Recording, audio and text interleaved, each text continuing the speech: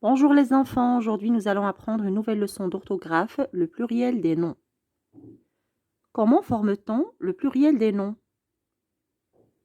En général, on forme le pluriel des noms en ajoutant un S à la fin des noms. Comme par exemple, le chat, au pluriel, ça donne les chats avec S à la fin. Mais attention, il y a des cas particuliers. Par exemple, les noms qui se terminent par S, X ou bien Z à la fin, au singulier, ne changent pas au pluriel. Prenons par exemple un puits, des puits. Une croix, des croix. Le X ne change pas. Ou encore un gaz, des gaz. Le Z ne change pas. Les noms qui se terminent par OU prennent un S au pluriel. Par exemple, un clou, des clous.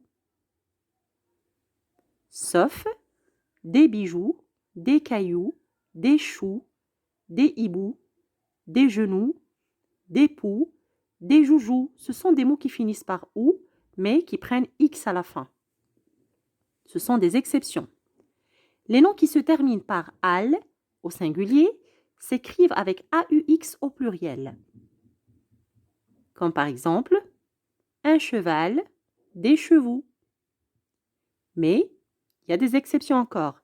Des bals, des chacals, des régals, des festivals, des récitals, des carnavals.